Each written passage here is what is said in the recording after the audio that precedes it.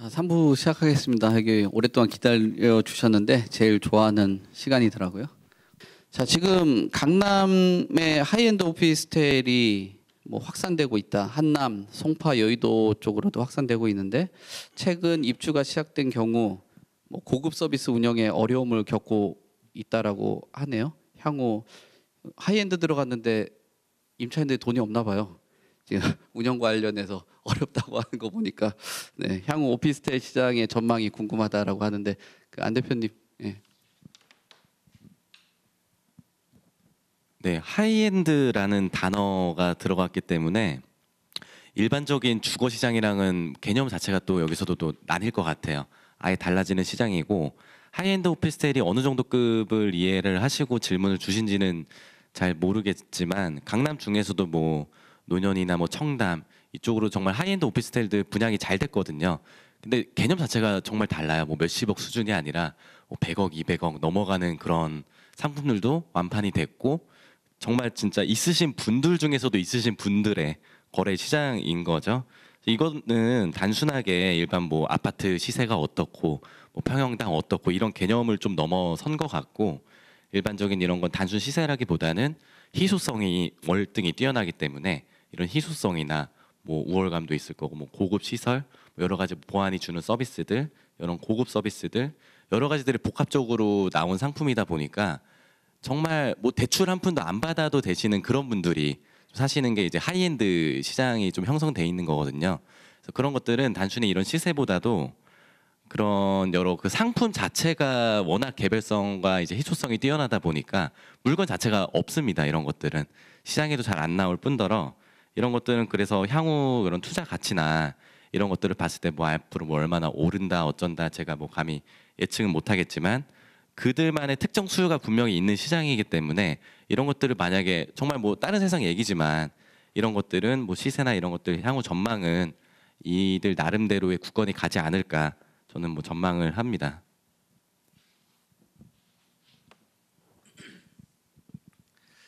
하이엔드 오피스텔을 투자하셨다라 그러면은 기본적으로 이제 투자 금액이 상당하신 분인 것 같고요. 지금 하이엔드 오피스텔이 이제 입주가 시작된 단지들이 좀 여럿 있습니다. 이제 그 중에 한 개를 가지고 계신 분이 이제 질문을 하신 것 같은데, 하이엔드 오피스텔은 기본적으로 굉장히 고급스러운 오피스텔이라고 그냥 쉽게 이해하시면 되는데, 이 고급스럽게 되는 요소는 두 가지입니다. 이제 하드웨어적인 거, 시설, 뭐 주차장이라든지 세대 내부, 그다음에 전체적인 동설계라든지 이런 게 일반적인 아파트나 오피스텔과 틀리게 굉장히 고급화되어 있다. 그리고 두 번째가 이제 호텔식 서비스 부분입니다. 호텔식 서비스, 저희가 호텔에 가게 되면 발렛부터 뭐 룸 서비스부터 다 제공을 하고 그런 서비스를 제공받기 때문에 하이엔드 고급이다라고 말씀을 드리는데, 호텔은 뭐 가보시면은 몇백 세대죠. 근데 지금 강남에 공급되는 하이엔드 오피스텔 이런 상품들은 그렇게 몇백 세대짜리 대규모 공급은 아니고 대부분 100세대에서 200세대 정도의 이제 이런 소규모, 중소규모로 공급되다 보니 하이엔드 서비스, 호텔식 서비스를 제공하는데 수익성이 굉장히 맞추기가 어렵습니다. 그러면은 내가 이제 고급 상품에 투자를 했는데 고급이라 그러면 하드웨어랑 소프트웨어가 갖춰져야 고급인데 이 소프트웨어가 운영이 안 된다. 그러면 고급이라는 이미지를 갖고 계속 지속되기는 어렵고요. 그래서 하이엔드 상품을 투자하실 때는 꼭 세대수란 부분을 한번 살펴보시고, 그게 최소 200세대 이상이 되는 규모라 그러면은 안정화가 될 수 있다라고 판단하시면 좋을 것 같고, 두 번째는 굉장히 세대수가 적어도 고급스러우면 됩니다. 설령 50세대, 70세대, 100세대 정도 되더라도 폐형대가 크고 큰 만큼 그 자기가 소비할 수 있는 분들이 들어올 수 있는 상품이라 그러면 충분히 운영화가 될 것 같아요. 그 기준은 오히려 전용 면적이 30평, 40평, 50평 이런 대단히 좀 큰 폐형대가 들어와 있고, 아까 저희 대표님 말씀하신 것처럼 100억대, 200억대 이런 상품들이 혼합된 상품이다라 그러면 충분히 그러한 소비를 지출하실 수 있지만, 이런 세대수 규모라든지 아니면 이런 전체적인 상품 구성이 대형화되어 있지 않다라 그러면은 현실적으로 3년 이상 유지하기는 조금 살펴봐야 된다. 이게 현실적인 조언이다라고 말씀을 드릴 수가 있을 것 같아요. 네, 여기 질문 봤는데 여기 임차인 운영을 어려움을 겪고 있다라고 보니까 요즘에 지금 이 두 분이 말하시는 건 진짜 하이엔드고 가끔 짝퉁 하이엔드가 너무 많아가지고요. 막 한 하이엔드라고 하는데 뭐 한 10억, 뭐 15억. 사실 이거는 본인들이 마케팅을 하이엔드라고 하는 거지. 두 분이 말하는 거는 뭐 억이라고 하면 세 자릿수나 뭐 한 50억 이상, 100억 이 정도 상품의 하이엔드라는 것 좀 참고를 하셨으면 좋겠습니다. 요즘에 어디 가면 뭐 하이엔드라고 그랬는데 뭐 가격도 뭐 8억인데 막 하이엔드 그 섹터가 좀 다르거든요. 아까 말씀하신 뭐 청담동이나 논현동 이런 쪽하고 또 우리가 소위 말하는 밑에 단하고 또 심지어는 저번에 제가 어떤 걸 좀 봐달라고 했는데 그 동대문구 어디에 있는 하이엔드라고 얘기하더라고. 그 하이엔드 섹터가 아닌데 예? 그 사이트가 있는 위치가 딱 정해져 있거든요. 그러니까 우리 김승조 대표님하고 안유런 대표님 같은 경우는 분양시장도 너무 잘 알고 강남권에 대해서 너무 잘 알고 있기 때문에 질문자가 말하시는 그 하이엔드가 뭐 한강이 쫙 보이는 그런 조망으로 보시는 거로 근데 임차인님 운영을 겪을 정도면 뭐 좀 다른 지역에 있는 하이엔드가 아닌가. 예. 좀 짝퉁에 좀 가까운 그렇게 그런 상품들도 많이 나오죠. 예. 지금 사실은 입주를 한 단지들은 진짜 초고가의 하이엔드 상품들은 아니고 초창기에 공급된 것들이 지금 입주를 하고 있어요. 그래서 그 이후에 공급되는 것들보다는 평면도 좀 세대가 좀 작고 총액도 좀 작게 분양된 단지들입니다. 그래서 저도 관심 깊게 있게 보고 있는데 호텔식 서비스가 활성화가 아직은 안 되고 있더라고요. 근데 조금 더 지켜보시면은 안정화가 되지 않을까 싶고 이건 시간을 좀 지켜봐야 되는 것 같아요. 시장의 첫 공급이고 첫 입주 상품이다 보니까 아직은 좀 정착을 못하고 있는 것 같습니다. 그리고 마이크를 잡은 김에 향후 오피스텔 시장 전망이란 또 이제 질문도 같이 포함되어 있어서 이번을 좀 부연 설명을 드리고자 하는데 저는 오피스텔을 무주택자 이제 20대 30대 초반에 이제 청약을 준비하는 분들한테는 전략적으로 괜찮다라고 말씀을 드려요. 어쨌든 자기 집이 없고 주거 지역을 계속 전세든 월세든 무주택으로 이전해가면서 산다라는 게 굉장히 불편한 거기 때문에 오피스텔, 주거용 오피스텔, 큰 평형대 오피스텔 같은 경우는 보유해도 청약에서만큼은 무주택 가점에 영향을 미치지 않기 때문에 내가 투자 여력이 된다라 그러면은 청약 가점을 위해서는 실거주 안정성을 확보할 수 있는 측면에서 주거용 오피스텔도 선택할 만하다. 근데 단 가격을 보셔야 되잖아요. 저희는 투자자 입장에서도 절대 뭐 비싼 거를 무리해서 살 필요는 없으니까. 오피스텔이 과거보다 아파트보다 쌌던 상품이 바로 오피스텔이었습니다. 사실은. 근데 이제 사업 시행주 분들이 사업을 하다 보니 아파트 가격의 규제를 받고 그 사업성을 맞추기 위해서 오피스텔이나 상가 쪽의 가격을 통해서 이제 사업성을 확보하는 게 일반화된 게 이제 최근 트렌드인데 그러다 보니 아파트보다 비쌌어요. 분양가 자체가. 그러한 상품들이 최근에 전부 다 고전을 하고 있습니다. 그래서 지금 사업 준비하시는 분들 저도 자문을 많이 해드리지만 통계를 입주한 아파트랑 오피스텔 같은 단지에 섞여 있는 오피스텔 아파트 섞인 단지들 굉장히 많이 있습니다. 그런데 가격을 한번 살펴보시면 평균 9% 정도 차이가 나요.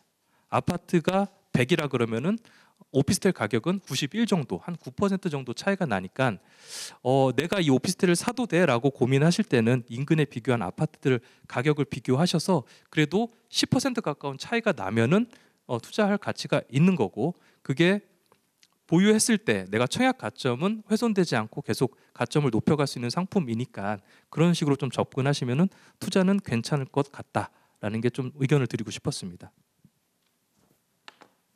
자, 다음 질문 갈게요. 그 수색 14구역에 대한 그 전망을 여쭤봤네요. 그리고 다른 또 질문이 카톡에 올라온 내용은 재개발 뚜껑 매물 투자 뚜껑 잘 아시죠?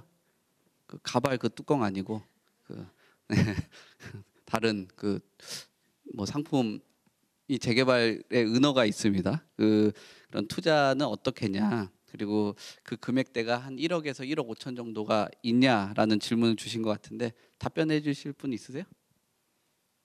하실래요? 제가 이제 수색 14구역을 막 정확하게 알지는 못하는데 이 근처 이제 수색 다른 구역을 좀 관여를 했던 적이 있기는 있어요. 근데 이제 일단은 저는 사업 단계를 좀 알고 싶기는 한데 제가 이제 수색 14구역을 특별히 모른다는 거는 사실 여기에 별다른 분쟁이 없는 것 같긴 하거든요.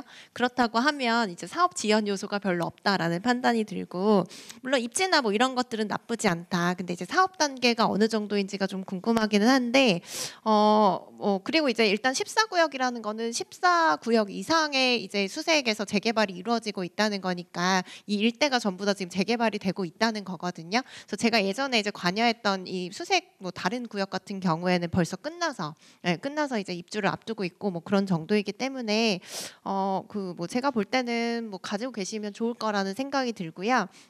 그리고 이제 뚜껑이라고 말씀해 주셨는데 뚜껑이라는 게 무허가 건물을 얘기하거든요. 근데 이제 입주권이 나오는 무허가 건물을 재개발 구역에서 뚜껑이라고 부르는데 땅은 내 소유가 아니고 그 위에 무허가 건물만 내 거란 뜻이에요. 그래서 이제 뚜껑처럼 이렇게 얹어져 있다라는 뜻의 이제 은어인데 이게 뚜껑 투자 되게 조심하셔야 돼요. 근데 이게 뚜껑은 아까 말씀드린 것처럼 프리미엄만으로 거의 거래가 돼서 굉장히 가벼운 매물이라 인기가 굉장히 많습니다. 재개발 구역에서. 그래서 막 경기가 좀 좋을 때는 나오면 뭐 그날 거의 거래되고 뭐 이런 식으로 이제 희소성이 좀 있는 매물인데 문제는 이게 무허가 건물은 사실 허가받지 않은 건물이거든요. 그래서 원칙적으로는 입주권이 안 나와요. 안 나오는데 이게 서울 같은 경우 다 조례마다 다르거든요. 그래서 기본적으로 89년 1월 24일 이전에 이제 이게 뭐 지어져 있고, 근데 무허가 건축물 대장이 있으면 더 좋고 무허가 건물 확인원 떼실 수 있거든요. 이게 없으면 사실은 조금 다른 방법, 항공사진이나 이런 거로 밝혀야 되는데 쉽지가 않아요. 그래서 웬만하면 무허가 건물 확인원 있는 물건을 사시면 되는데 그러면서 이제 조합에서도 정관에 무허가 건물, 뭐 어떤 조례 기준에 따른 그 무허가 건물은 입주권 주기로 한다. 이런 규정들이 또 존재해야 되거든요. 그래서 이게 무허가 건물 투자하시는 거는 정말 좀 신중하게 좀 보셔야 되고, 이게 그 무허가 건물 투자건이 나오면 인기가 많아서 빨리 거래되다 보니까 이거를 제대로 확인 안 하셔서 나중에 이제 무허가 건물 그 입주권 못 받으시는 분들이 종종 있어요. 그래서 이게 굉장히 위험이 높은 투자이기 때문에 정확하게 이제 판단을 좀 받으시고 그리고 거래하시기를 권하고, 제가 예전에 했던 사례는 한남동의 한 재개발 사례인데 실제로 무허가 건물 확인원 보고 사셨음에도 불구하고 그 자리에 무허가 건물이 없었어요. 그래서 굉장히 투자금이 뭐 굉장히 많았고 지금 오른 금액 대비로 하면 지금은 조금 떨어졌지만 그 당시에는 이제 10억 이상의 이제 뭐 손해를 거의 보시는 그런 상황이었거든요. 그래서 근데 그게 제가 이제 겪은 거로, 저는 분쟁을 많이 하는 그 분쟁이나 뭐 이런 데 많이 관여가 된 사람이니까 그럴 수도 있는데 생각보다 되게 많아요, 사고가. 그래서 이런 무허가 건물이나 뭐 좀 특수한 입주권 거래하실 때는 좀 정확하게 판단 받아보시고 충분히 상의해 보신 후에 결정하시는 게 좋을 것 같아요. 제가 부연 설명드리면은요, 수색 14구역이 아마 입지가 저 끝에 이렇게 위치하고 있는데 분쟁이 잘 없었던 건 사업이 진행이 제대로 안 됐기 때문에 분쟁이 잘 없어서 실제로 거의 초창기 단계고요. 거의 안 되고 있고 뭐 공공 재개발 신청했나 뭐 아무튼 뭐 그런 단계인 것 같아요. 그래서 가장 초기 단계다. 그래서 시간이 굉장히 오래 걸린다. 다른 재개발 수색 쪽은 지금 입주했거나 막 공사하는 데가 되게 많은데 14구역은 물론 다른 구역들이 먼저 개발을 했기 때문에 인프라가 이제 상당히 좋아졌겠죠. 상당히 좋아졌으니까 이제 진행만 되면 되는데, 이제 진행을 하면 아무리 빨라도 10년이고요. 한 15년 걸릴 수도 있으니까 그렇게 길게 걸린다는 수 있다는 말씀 제가 드리고, 뚜껑 이제 변호사님께서 뭐 좋은 설명 다 해주셨고요. 제가 추가로 부연 설명드리면 장점은 그거죠. 입주권이 물론 무허가 확인은 되고 나온다는 전제 조건에서 저렴한 가격으로, 왜? 땅이 없으니까 가격이 저렴할 거잖아요. 그래서 프리미엄만 주고 사기 때문에 저렴한 가격으로 입주권을 받을 수 있다라는 장점이 있지만, 단점으로 본다면 내 땅이 없으니까 추가 분담금 많이 나오겠죠. 금액이 많이 나올 수도 있고요. 그런 분쟁도 저는 봤거든요. 이게 토지 사용료를 내요. 내 땅은 아니고 예를 들어서 코레일 땅에다가 무허가를 지은 거예요. 그러면 사용료를 내야 되는데 안 냈어.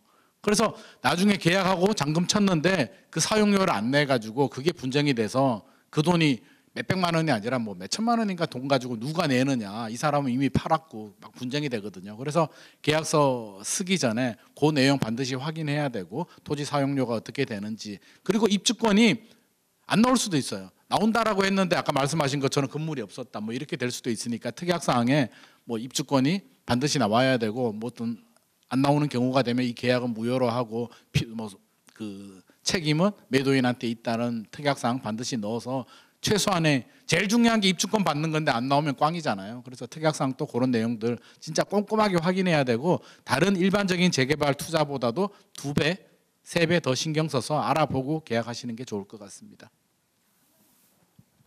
그러니까 아니 말씀하시니까 특약을 말씀하시니까 또 생각이 나서 이게 무허가 건물 거래는 정말 특약하실 게 많거든요. 그래서 말씀하신 것처럼 점유 사용료나 이런 게 막 나와서 다투는 케이스들도 많이 있고 그 뭐 입주권 이런 거는 무조건 하셔야 되고 그렇고 그리고 이제 저는 심지어 남의 땅인데 그나마 국공유지에 있으면 나중에 땅을 불화받을 수 있거든요. 뭐 불화를 안 받아도 이제 받을 수 있고 그렇긴 한데 사유지에 있어서 철거당하신 케이스도 봤어요. 그래서 이게 무허가 건물이 관리처분 인가될 때까지 분양 자격이 확정될 때까지 존재하지 않으면 입주권이 없어지거든요. 그래서 이런 경우 어떻게 구제받을 길이 없는 거예요. 그래서 무허가 건물 거래하실 때 정말 조심하셔야 돼요. 꽝을 사면 안 된답니다. 꽝 사면 안 된다는 거 참고하시면 되고 꼭 좋은 투자 되시길 바라겠습니다. 뭐 안 되면은 그런 그 사례를 기반으로 하신 분한테 상담이나 어떤 조언을 받는 게 좋겠다 생각되거든요. 뭐 김 변호사님 제가 알기로도 뭐 그 입주권인가 분양권인가 잘 안 나오는 걸 해결도 한 것으로 알고 있으니까 뭐 그런 문제들이 있으면 한번 연락 주시고 그 미리 대응을 하면은 그런 분쟁까지도 안 갈 수 있으니까 미리 점검들 하시고 제가 저번 주에 그 세무사님이랑 뭐 이런저런 얘기했는데 뭐 일반적으로 건강 검진은 잘 하는데 본인 자산 검진은 거의 안 한다고 하더라고요. 그냥 사고 그냥 냅두잖아요. 한 1년에 한 번 정도, 2번 정도는 본인이 보유한 부동산에 대해서 검진도 좀 받으시면서 이것을 조금 더 추가적으로 처방을 받아야 될지 아니면은 또 바꿔야 될지 이런 부분들. 그래서 지금 질문에 그런 질문이 하나 있습니다. 청량리의 주상복합에 입주 예정을 하고 있는 분이 뭐 나중에 주택을 갈아타는 거에 대해서 고민을 하고 있는데 우선 청량리 주상복합이 뭐 어딘지는 모르겠어요. 그래서 몇 년 동안에 분양도 많이 일어났었고 또 많은 변화가 있는 곳이니까 실무적으로 좀 접근하시는 게 좀 편하겠다 생각이 들어서 김 대표님이 답변 주시면은 청량리의 주상복합 어떻습니까? 향후. 청량리 지역은 굉장히 좋은 투자 지역입니다. 그래서 너무 걱정 안 하셔도 될 것 같고 갈아타기를 하신다라고 하시면은 상급지로 갈아타시는 거잖아요. 가격대에 맞춰서 하시되 굳이 무리하지 않게 잘 선택한 지역이신 것 같아가지고 조금 더 보유하셔도 충분히 더 비칠 만한 지역이다라고 말씀드리고 싶어요. 너무 걱정 안 하셔도 될 것 같습니다. 네. 상급지 어느 지역이 좋겠냐라는 질문도 있었는데 그것도 좀 동향을 좀 최근에 상급지로 평가받는 지역 좀 설명 주세요. 청량리에서 더 상급지로 가시겠다라고 하면은 그래도 준 강남권으로 가셔야 되는 입지예요. 강북에서는 손에 꼽히는 자리이기 때문에 강동 쪽이나 아니면은 강동 쪽. 지금 현재는 가장 추천드리고 싶은 거는 강동 쪽이 가격적으로 접근하기 유리한 시장입니다. 그래서 그쪽으로 한번 검토를 하시고 그거보다 더 상급지라 그러면 잠실 쪽을 좀 선호하고 있어요. 근데 잠실이 지금 기회인 게 잠실을 갖고 계신 분들한테 좀 안 좋긴 한데 20억대가 조금 이제 무너지고 있습니다. 그래서 이거보다 더 무너지지는 않을 거로 보고 20억을 하회하고 있는 정도면은 충분히 이제 시기를 봐서 좋은 층에 좋은 라인에 상품들은 접근 가능한 시기니까 그런 정도까지는 한번 검토해 보시되 굳이 거기가 아닌 그 외 지역으로 검토하신다 그러면 청량리 괜찮습니다. 더 보유하셔도 될 것 같습니다. 네. 예, 거기 그 동네 과일이 맛있습니다. 과일 조금씩 사셔가지고 뭐 피부도 좀 좋아지시고 굉장히 많은 변화가 있는 것 같아요. 진짜 그 어떤 특정 지역에 그렇게 고층으로 개발된 지역들이 손에 꼽히는데 그 지역이 굉장히 멋있어졌더라고요. 조금 아쉬웠던 거는 뭐 주택만이 아니라 다양한 업무 시설이라든지 이런 것들이 좀 더 혼합 형태로 했으면 좋지 않았을까라는 도시적인 측면으로 보면 조금 그런 게 아쉽기는 합니다. 여의도처럼 약간 그렇게 변할 수 있는 용도를 갖고 있는 지역인데, 근데 워낙 집들이 좀 귀했으니까요. 네. 그 안 대표님 어떤 분이 단독 상가 주택을 소유하고 계신데 이런 것들은 어떨까요? 나중에 새롭게 뭐 신축을 한다든지 또는 건물로 개발을 한다든지 이런 부분에 대해서 요즘에 상가 주택도 매실해서 본인이 본인 집에 다시 짓고 그러는 경우들도 왕왕 있죠. 네, 상가주택 보유하신다는 거는 단일 건물 보유하신다라고 제가 이해가 되는데 물론 다시 멸실하고 신축을 해서 개발하고 다시 입주하는 경우 물론 가능하고요. 자기의 땅이니까. 근데 이 질문이 조금 막연해서 뭐 대답을 어떻게 드려야 할지 모르겠지만 상가 주택이라는 건 내 땅을 가지고 있다는 거 결국엔 어디에 위치해 있느냐가 사실 중요하죠. 지금 제가 뭐 대략적인 동네조차 못 들어가지고 이게 괜찮다 안 괜찮다 말씀드리기가 조금 애매하긴 하지만 입지 따라 갈 것 같아요. 제가 지역적이라도 말씀을 주시면 좀 더 상세한 답변을 지금이라 좀 드릴 수 있을 것 같긴 한데 어디 지역이냐 그 지역 중에서도 내가 입지는 정말 상가주택 그냥 뭐 다가구 주택이든 상가주택이든 일반 근생 건물이든 내 땅이 어디에 위치해 있느냐가 가장 중요합니다. 그래서 아파트처럼 바로 뭐 여포실이라 해서 뭐 가격이 뭐 동일하게 형성되거나 이런 개념이 아니에요. 물론 뭐 비슷할 수는 있겠지만 내 건물, 내 땅이 어떤 모양이고 도로에 얼마나 접해 있고 평수는 최소한 개발하기 좋은 못해도 5, 60평, 5, 60평 이상의 평수를 확보를 했느냐 또 어떤 면을 위치하고 있느냐 뭐 중간에 껴있느냐 코너 건물이냐 뭐 여러 가지 요소들로 다 결정이 되고 이런 내가 원하는 가격을 시장에 던졌을 때 이걸 받아줄 수 있는 사람이 이걸 메리트를 느끼고 매입해 줄 수 있는 사람이 있느냐에 따라서 굉장히 가격 형성이 많이 달라집니다.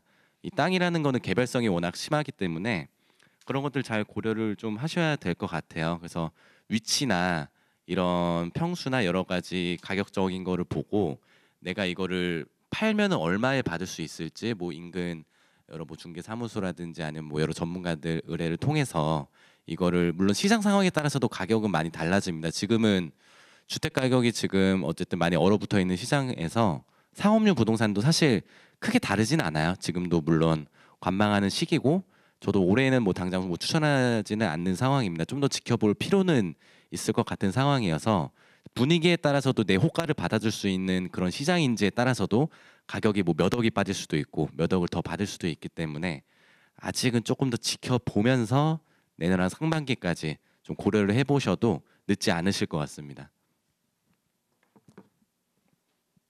질문자가 한 2027년 정도 예상을 하고 있어가지고 뭐 그때는 좀 답변 안 드렸는데 뭐 그 정도면 뭐 네, 맞아요. 예측하기 어렵습니다. 지금 아까도 뭐 저희가 이동하면서 말씀드렸는데 세계적인 그 기관들이나 뭐 IMF나 이런 것들도 수정 전망치라는 것을 뭐 한 분기별로 내고 있기 때문에 전망이 수정된다고 해서 너무 혼내지 마십시오.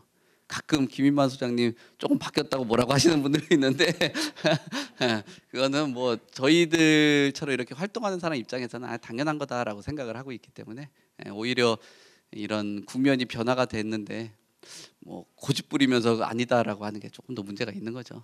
시장에 순응하면서 잘 겸손하게 시장을 바라보고 있습니다.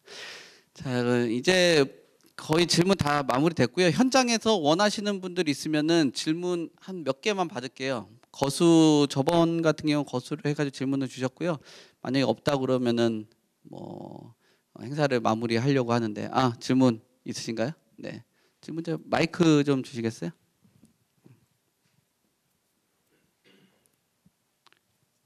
네, 감사합니다.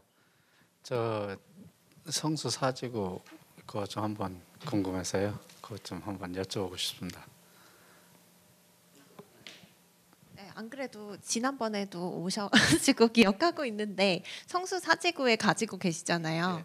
네, 그래서 그때 이제 설명드렸던 것처럼 사실 성수 사지구 너무 좋죠. 근데 지금 다만 이제 전체적으로 주택 시장이 안 좋다 보니까 그쪽도 많이 빠져 있긴 하거든요. 그래서 성수 쪽이랑 또 비교가 많이 되는 데가 한남동 쪽에 이제 재개발을 많이 보는데 이제 그쪽도 사실은 좀 매물이 좀 있는데 좀 싸게 나와서 거래가 되고 있긴 하거든요. 그래서 지금 만약에 매도를 하시게 되면 그러면 이제 좀 가격이 좀 내가 원하는 가격이 아닐 수도 있다라는 걸 좀 염두에 두셔야 될 것 같고 만약에 만약에 매도를 하시면 그걸 상쇄할 수 있는 다른 데들도 지금 좀 빠져 있으니까 일부는 또 이제 뭐 필요한 자금으로 활용을 하시고 일부는 좀 재투자를 하신다거나 그렇게 되어야 될 것 같고 만약에 뭐 반드시 매도를 하지 않아도 된다라고 하면 좀 경기가 좋아질 때까지 좀 기다리시는 게 낫지 않을까라는 생각이에요.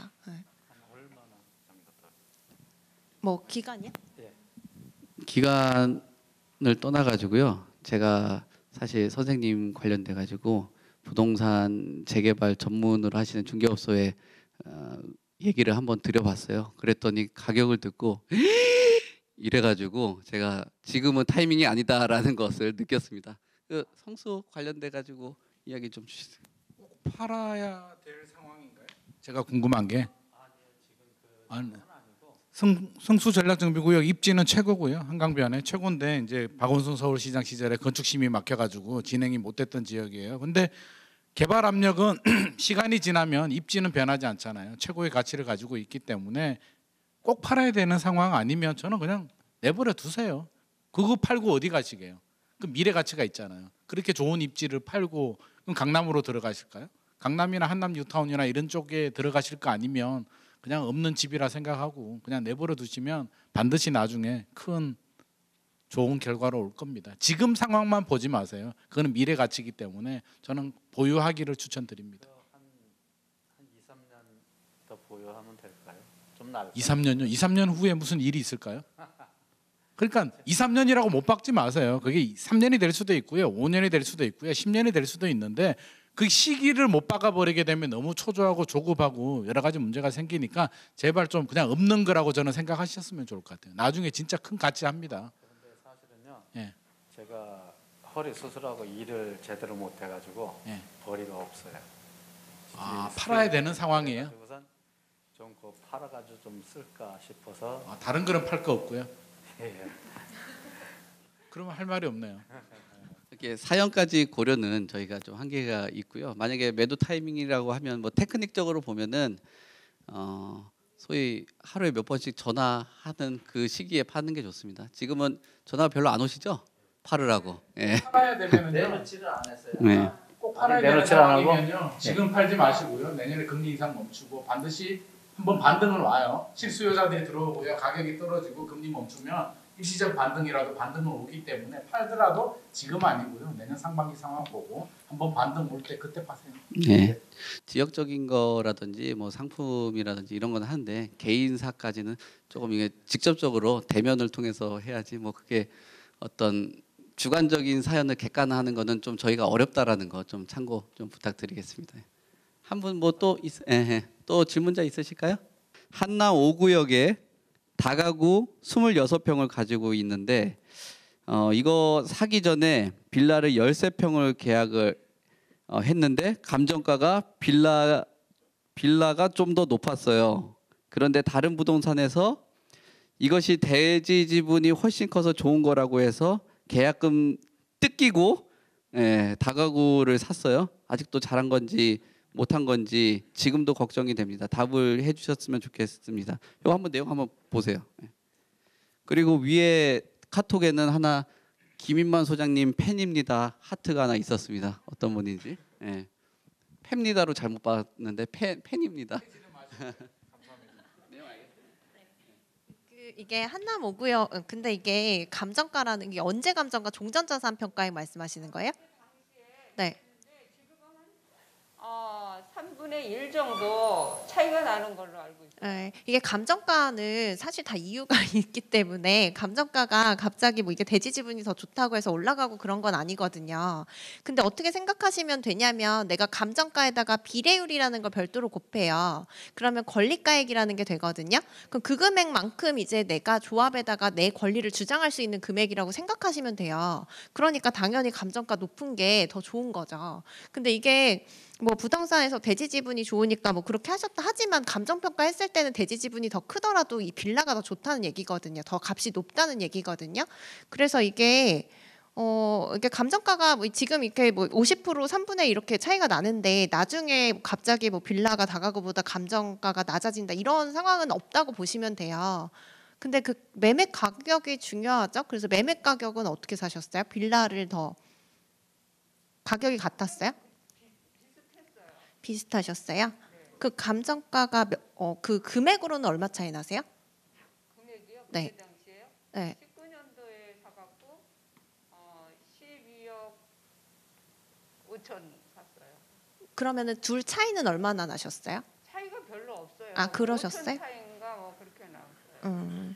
근데 어쨌든 빌라가 더 좋은 좋은 건데, 근데 그 금액 차이가 얼마나 나는지에 따라서 얼만큼 잘 사셨는지 잘못 사셨는지가 판단이 될 것 같긴 한데, 감정가대로 내 권리가 인정된다. 예. 계약금이 2천만 원을 뜯겼어요. 아 그러셨어요? 그러니까 더 좋은 물건은 아니었던 것 같아요. 제가 볼 때. 네. 그래서 자꾸 들여다보니까 속상하더라고. 그거 평가를 이렇게 상구역 나눌 때 보니까 볼 때마다 좀 속상해갖고. 그렇긴 한데 그래도 프리미엄 좀 많이 붙을 거니까 또 이제 뭐 거기서 좀 오른 거 생각하면 네. 그래도 그걸로 위안을 삼자 했는데 그래도 사람이 그게 내가 어리석었구나 그런 생각이 들어요. 좀 그러실 수도 있을 것 같아요. 네. 알겠습니다. 감사합니다. 네. 여기 질문 하나 더 있는 거 있더라고요. 광명 한주공 아파트 어떠냐, 재건축 아파트 어떠냐라고 이야기하는데 뭐 답변 주시겠어요? 누구? 몇 단지인가요? 뭐 아무튼 한주공이 그 허용 연한 입주 연도를 보면 이제 재건축 추진할 때가 됐는데요. 단지마다 이게 용적률이 다 달라요. 그래서 어느 단지인지는 모르겠지만 저는 나쁘게 보진 않아요. 나쁘게 보진 않은데 최근에 많이 올랐죠. 최근 5년 동안 거의 2배, 3배 뭐 그 정도 올랐기 때문에 일단 많이 올랐다는 점을 우리가 인지를 해야 되고요. 지금 재건축이죠. 재건축이 본격적으로 추진되지는 않았어요. 한주공이 물론 입주하는 단지들도 있지만 뭐 막 이렇게 추진되고 막 이렇게 활성화되지는 않아서 시간은 상당히 좀 오래 걸릴 것이다. 그래서 입지는 괜찮다. 그리고 지금 지하철이 없잖아요, 한주공이. 근데 소문은 있어요. 뭐 지하철이 연장된다는 소문은 있는데 아직 뭐 공식적으로 뭐가 된 건 아니기 때문에. 그리고 광명시흥 신도시 개발하잖아요. 그 개발할 때 아마 제 생각에는 교통 대책들도 나오지 않을까. 그래서 좀 길게 보시고 가지고 계시나요? 투자를 하려고 하는 건가요? 입장이 뭐예요? 여기 입장을 보면은 재건축까지 보유를 해야지. 가지고 계시다면 장기적으로 그냥 10년 묵혀두시는 게 좋을 것 같고요. 그냥 가지고 가세요. 그렇게 팔 물건은 아니고요. 저는 가지고 가도 충분히 좋은데 시간은 오래 걸린다는 말씀은 미리 드리고 싶습니다. 자, 그럼 질문이 뭐 다 끝난 것 같은데 여기 바크콜님이 아주 뭐 응원의 얘기를 주셨네요. 여기 저만 보고 있으니까 전문가님들의 답변 감사하다라는 말씀 주셨고 속이 다 시원하다고 좀 전에 물 한 모금 드신 것 같아요. 네. 그리고 김인만 소장님 너무 팬이에요 하고 하트 빨간색이 있었습니다. 네. 네. 자. 아무튼 뭐 오늘 자리해 주셔서 감사하고요. 다음에 또 궁금한 거 있으시면은 오시고 카톡으로 이렇게 올려주시면 좋을 것 같습니다. 뭐 늦은 시간까지 고생 많으셨습니다. 감사합니다.